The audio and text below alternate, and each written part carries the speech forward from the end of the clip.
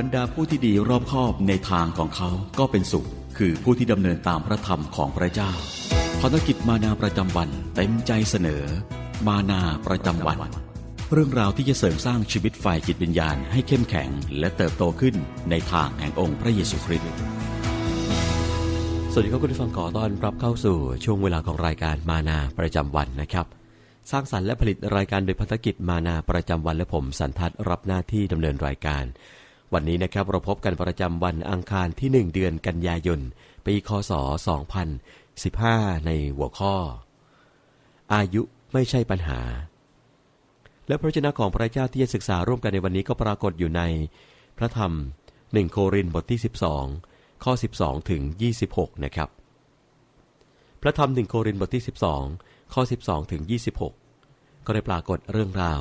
และก็เนื้อหาทั้งหมดดังต่อไปนี้ว่า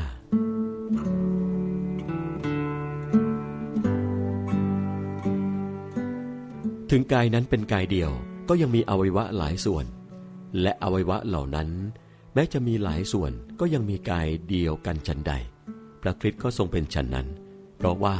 ถึงเราจะเป็นพวกยิวหรือพวกกรีกเป็นทาสหรือมิใช่ทาสก็ตาม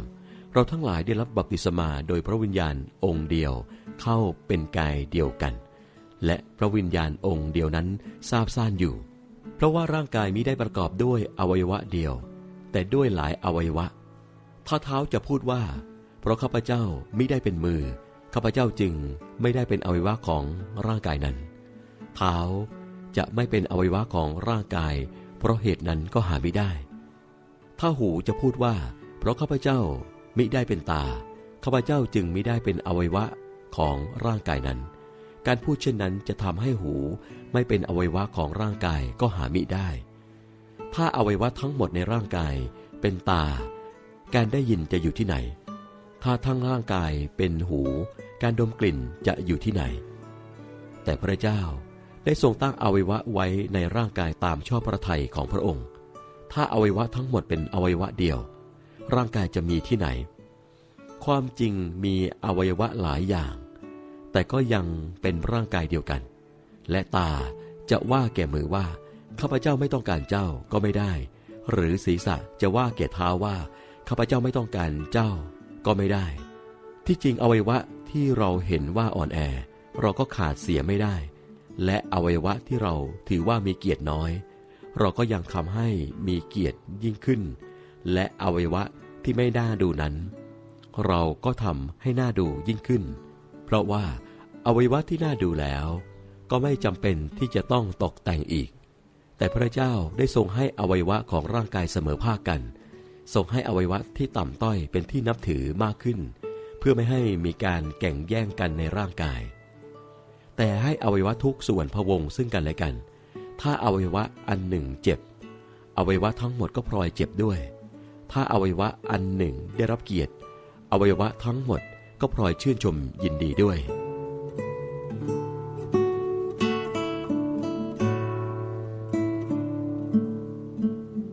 และทั้งหมดนี้ก็คือเรื่องราวแล้วก็เนื้อหาจากพระวจนะของพระเจ้านะครับซึ่งก็ปรากฏอยู่ในพระธรรม1โครินธ์บทที่12ข้อ12ถึง26ศึกษาร่วมกันกับรายการมานาประจำวันสำหรับวันนี้นะครับหัวข้อ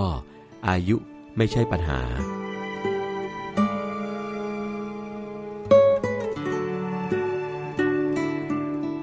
คุณผู้ฟังครับหลังจากเป็นเจ้าของและก็ทำงานในห้องทันตกรรมของตนเองมา50ปีเดฟโบแมนวางแผนว่าจะเกษียณแล้วก็อยู่สบายๆการที่เขาเป็นโรคเบาหวานและต้องผ่าตัดหัวใจช่วยส่งเสริมการตัดสินใจนั้นแต่เมื่อเขาได้ยินเรื่องเด็กๆผู้ลี้ภัยของซูดานที่ต้องการความช่วยเหลือการตัดสินใจของเขาเปลี่ยนชีวิตคือเขาอุปการะเด็ก5คนจากกลุ่มนั้นคุณผู้ฟังครับเดฟพบว่าเด็กๆไม่เคยไปหาหมอหรือหมอฟันเลยและวันหนึ่งที่คริสตจักรมีคนพูดถึงข้อพระคัมภีร์จากพระธรรม1โครินธ์บทที่12ข้อ26ว่าถ้าอวัยวะอันหนึ่งเจ็บอวัยวะทั้งหมดก็พลอยเจ็บด้วยคุณผู้ฟังครับเดฟไม่อาจละความคิดจากพระธรรมข้อนี้ได้คริสเตียนชาวซูดานกำลังลำบากมากเพราะขาดการดูแลทางการแพทย์และเดฟรับรู้ได้ว่าพระเจ้ากำลังบอกให้เขาทำบางอย่าง แต่ทำอะไรหรือคุณผู้ฟังครับทั้งที่อายุและก็สุขภาพไม่ดีเดฟเริ่มศึกษาความเป็นไปได้ที่จะตั้งศูนย์การแพทย์ขึ้นในซูดานนะครับพระเจ้าทรงค่อยๆนำคนและก็ปัจจัยต่างๆเข้ามาในปี 2008 นะครับโรงพยาบาลเมโมเรียลคริสเตียนเริ่มเปิดให้บริการแก่ผู้ป่วยและก็ผู้บาดเจ็บจำนวนมาก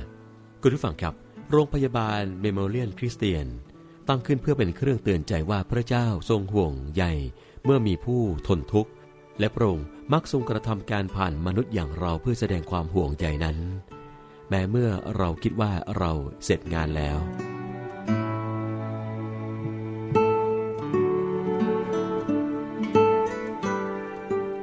คุณผู้ฟังครับขอให้คุณได้มีโอกาสคิดใคร่ครวญนะครับว่ามีความทุกข์ยากอะไรไหมที่พระเจ้าอาจทรงเรียกให้คุณออกไปช่วยเหลือจงอธิษฐานและทูลขอให้พระองค์ช่วยคุณก้าวออกไปด้วยความเชื่อ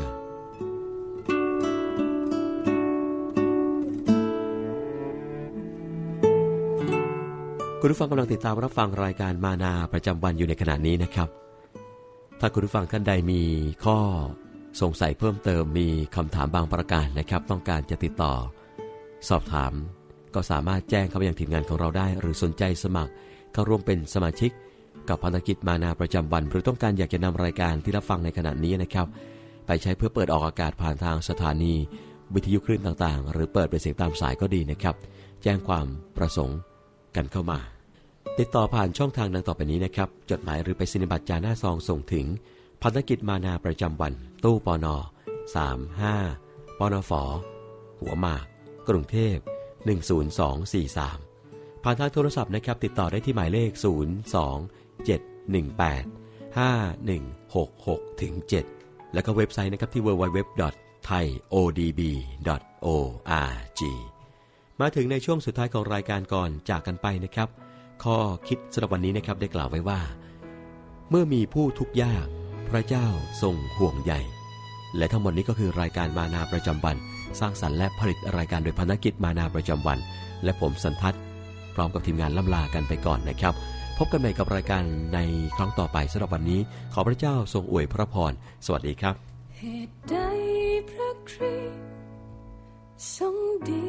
ต่อฉันในวันที่ฉันล้มลงหมดแรงไม่เหลือไม่ว่าใคร